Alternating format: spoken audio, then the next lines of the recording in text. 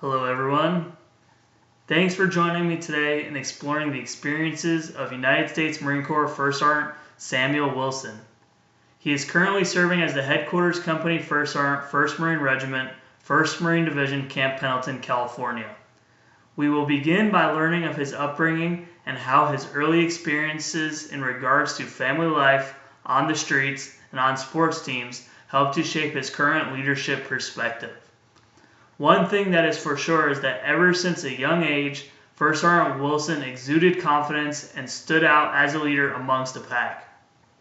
His charismatic personality and drive to be the best at everything he was involved in set both positive and negative examples to those around him. On the basketball court and on the sports fields, he was the team captain and excelled in all that he did. He had a promising future and at times aspired to become a college basketball player and one day play in the NBA. On the flip side, he was also a leader on the streets, where he was constantly fighting to gain street credibility and portray dominance in the neighborhood. Not always does a leader inspire others for the good, and in this case, his little cousins were following his lead down the wrong road.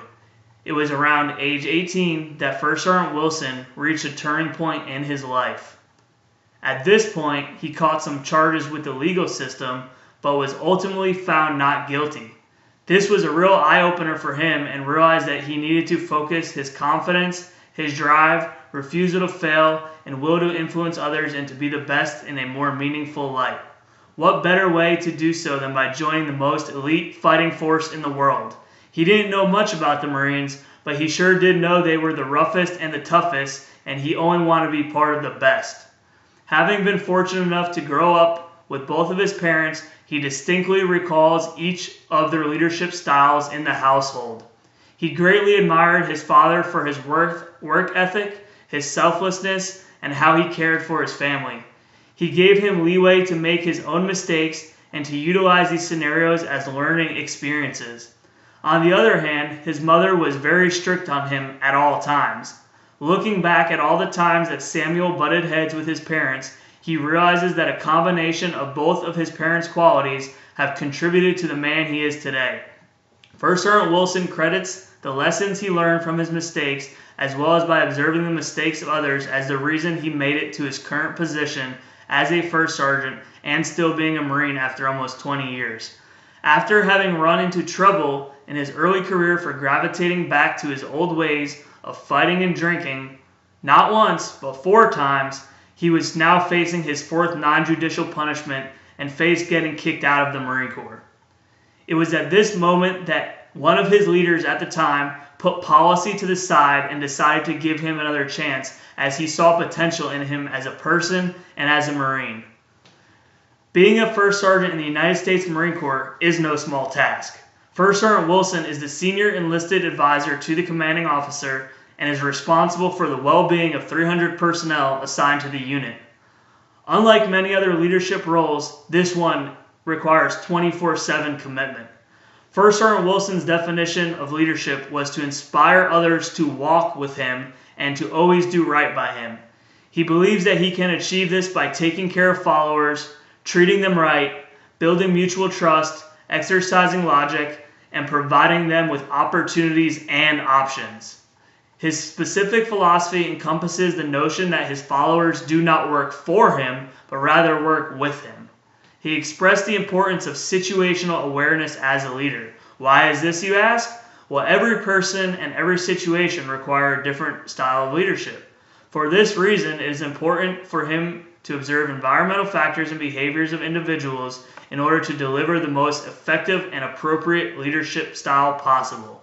In order to effectively do so, he also believes that self-awareness comes into play in order to be in touch with his inner self, in order to practice empathy and emotional intelligence. No one ever said being a leader was easy. There have been points in First Sergeant Wilson's career, even recently, where he has questioned his own actions as a leader when the situation did not feel right. Specifically, there was a situation that occurred with some Marines within the unit. As the disciplinarian of the unit, it was his duty to file negative paperwork that would follow these Marines for the rest of their career.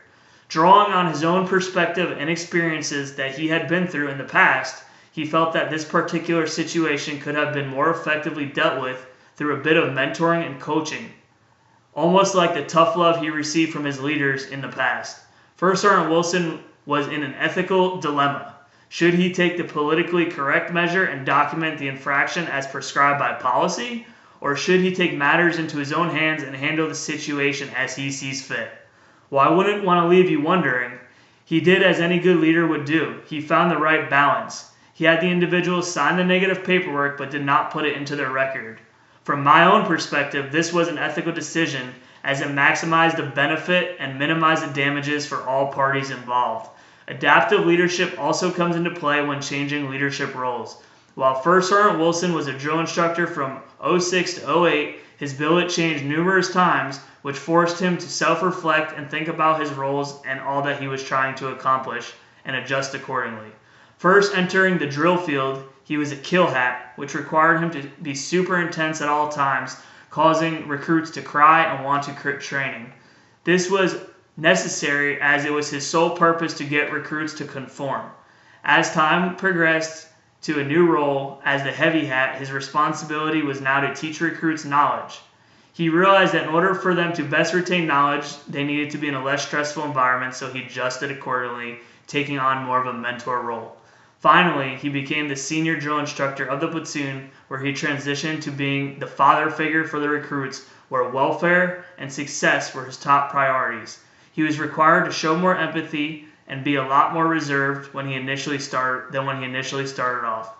This is a challenging thing, but it is nothing that a leader of Marines cannot handle. Being that First Sergeant Wilson has been so successful in his career and leads with confidence and ease, I was really interested in knowing what challenges came along with the job. His answer proves how much he really cares for his followers. Rather than responding with a complaint about what kind of people are difficult to lead, he took responsibility for his role as a leader and stated that his biggest challenge as a leader is keeping the trust of his followers and not failing them. He is not naive and knows that sometimes as a leader, he is that guy to make an unpopular decision that is hard to please everyone. He takes on the challenge of maintaining a strong followership, and in the cases that he cannot please everyone, he finds it necessary to provide an explanation so that they can understand the why behind the situation. Not always will followers see the big picture, which can sometimes make it difficult to understand these unpopular but necessary decisions that are made within the organization. As I was gaining a better understanding of First Sergeant Wilson's leadership perspective, I was eager to know what he considered to be his top 3 qualities or attributes as a leader. He believes that his interpersonal skills are so important because everyone is a human being first and should be treated as such regardless of rank or position. With this element comes communication.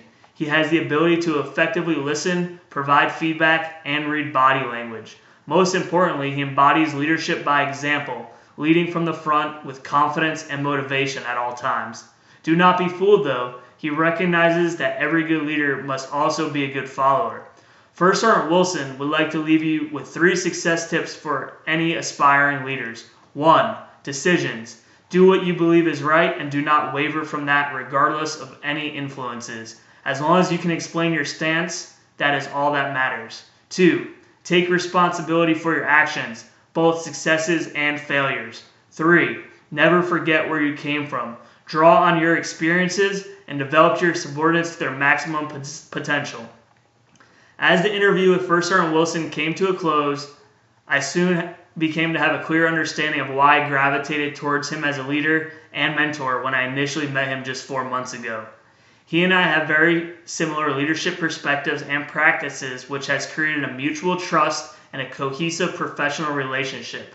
It amazes me how First Sergeant Wilson was able to overcome adversity and learn from his mistakes to not only get where he is today, but to apply in helping others. I think it would be appropriate to say that First Sergeant Wilson did not make it to the top by mistake, but rather through his poise, self-confidence, and drive to be the best in all that he does. Thanks for joining.